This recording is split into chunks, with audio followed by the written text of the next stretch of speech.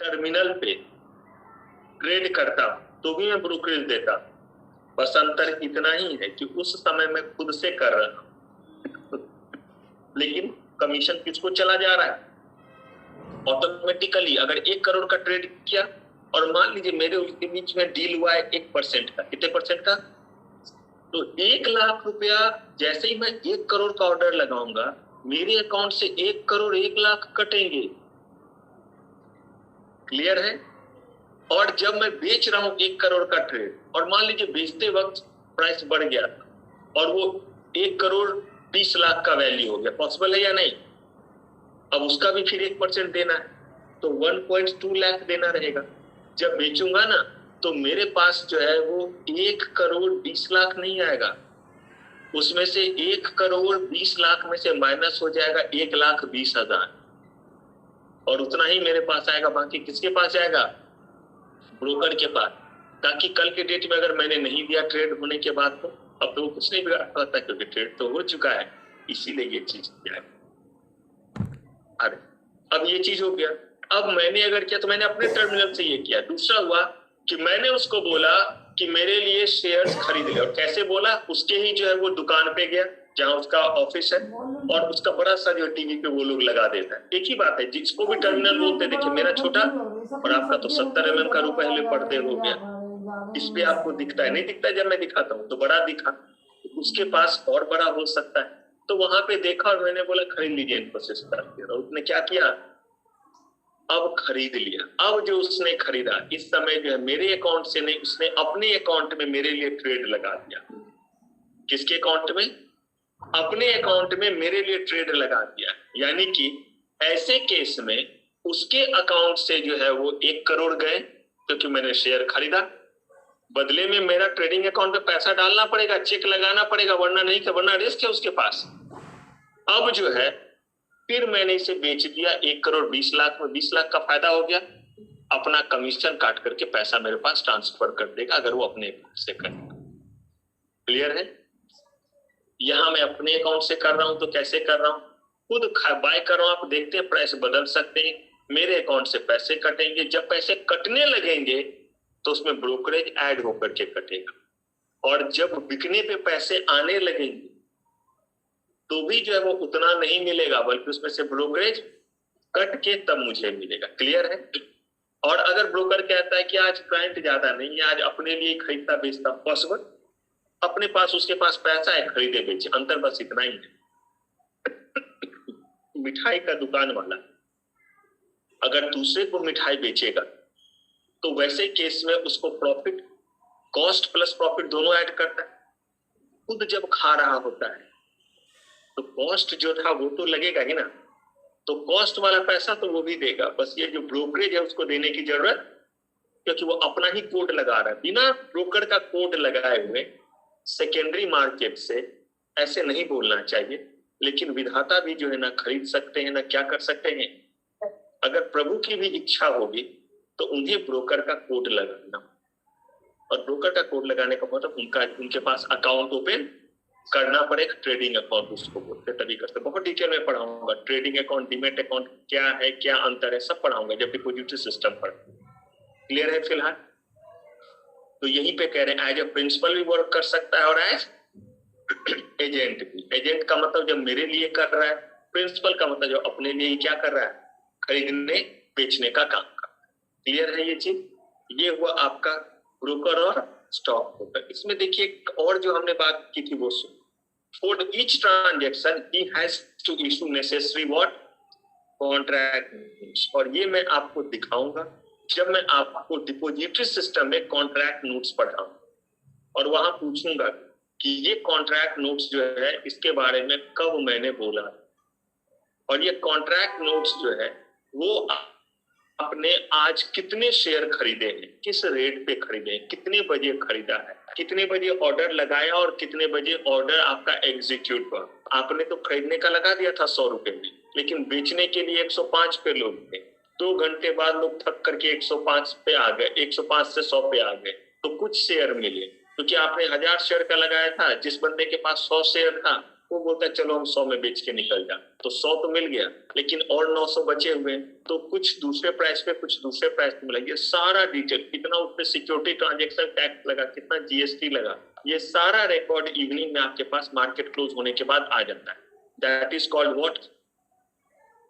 और ये contract notes में आपको फिजिकल भी दिखाऊंगा और ऑनलाइन वाला भी अपना दिखाऊंगा दोनों। कि पहले के समय में फिजिकल मंगाता था, अब नहीं मंगाता हूं, तो वो एक रखा हुआ हूं कि आप लोग देख सके।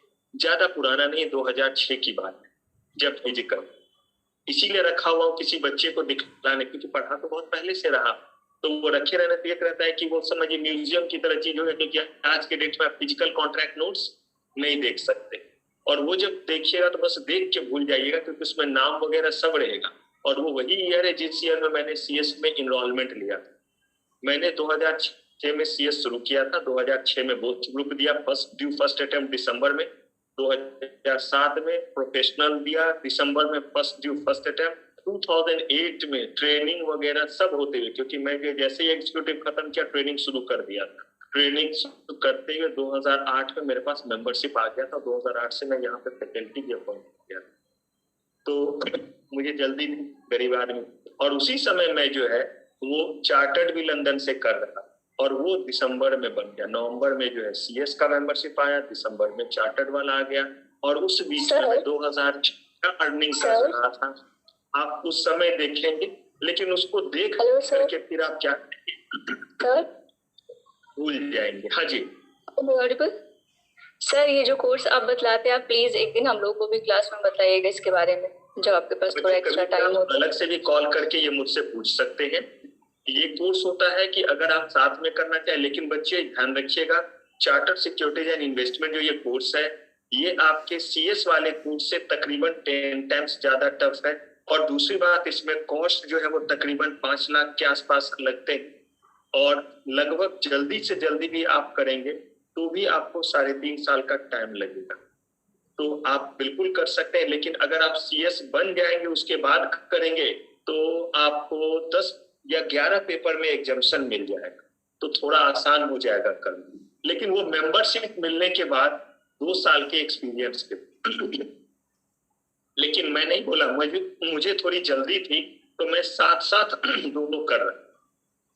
आइए अब यहाँ पे कॉन्ट्रैक्ट नोट्स क्या हुआ, पूरे दिन जो आपने ट्रेड किया, यानी कि ट्रेडिंग अकाउंट का स्टेटमेंट, ब्रोकर के पास जो आपने ट्रेड किया उसका स्टेटमेंट क्या कहलाता है, कहाँ बताऊंगा इसके बारे में डिटेल में, जब मैं आपको डिपोजिटरी सिस्टम नाम का चैप्टर पढ़ाऊंगा, डिपोजिटरी एक्ट जब पढ़ाऊंगा। Indicating whether the transaction has been entered by him as a principal और एज, उसमें सब दिया हुआ रहेगा कि कौन किसके लिए काम कर रहा है, मेरे लिए किया आपने, अपने लिए किया, किस तरह से। और उसमें दिखाऊंगा कि मेरे ब्रोकर का उस पर नाम दिया हुआ है, वो ब्रोकर मेरे लिए एनएससी पे भी खरीद सकता है, और अगर एनएससी के लिए खरीदा तो उसका अलग कॉन्ट्रैक्ट नोट्स रहेगा, और बीएससी के लिए खरीदा तो, ताकि दोनों मिक्स ना हो जाए, सब दिख रहे हैं।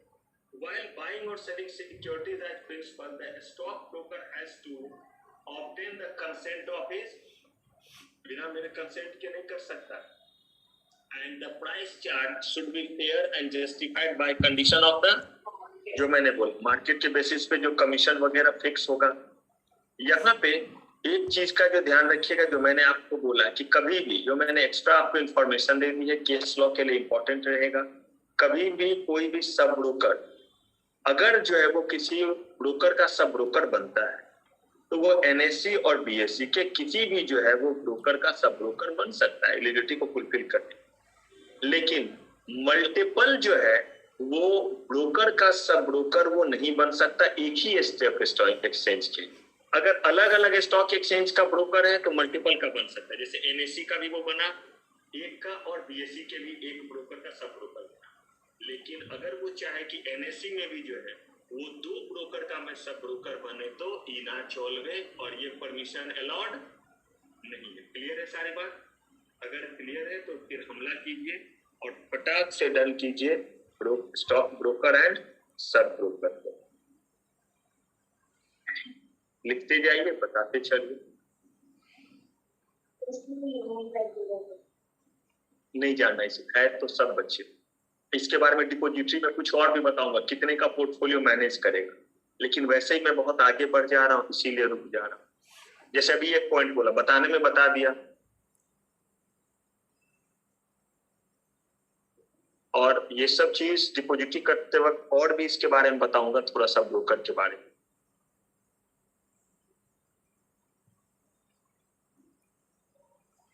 और वहां पे बताऊंगा कि ये कितना इनका पोर्टफोलियो होना चाहिए, बहुत चीज है। और ये बताऊंगा जब मैं आपको बताऊंगा eligibility criteria of depository participant. देखो कितने बच्चे को याद रहता है कि मैंने किस समय क्या बोला था, उस समय पूछो कि बताइए इसके लिए इस ब्रोकर का कहीं जिक्र किया। जब मैं एलिजिबिलिटी क्राइटेरिया पढ़ाऊंगा डिपोजिटरी पार्टिसिपेंट का, उसमें एक ब्रोकर भी है, मत परेशान हो। अगर सीक्वेंस में जाइएगा तो याद रखने में सुविधा होगी, ऐसे उछल उछल करके अलग अलग जगह की बात सुनिएगा तो लगेगा कैसे याद रखें, तो सीक्वेंस में ही चलते हैं।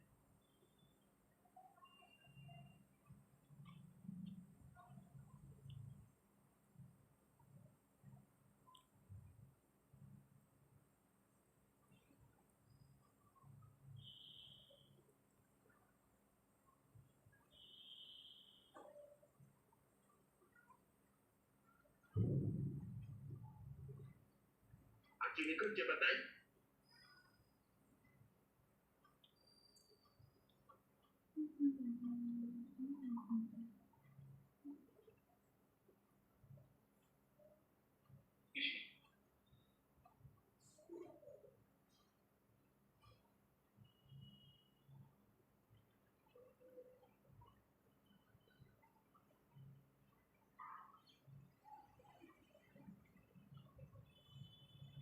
फाइन,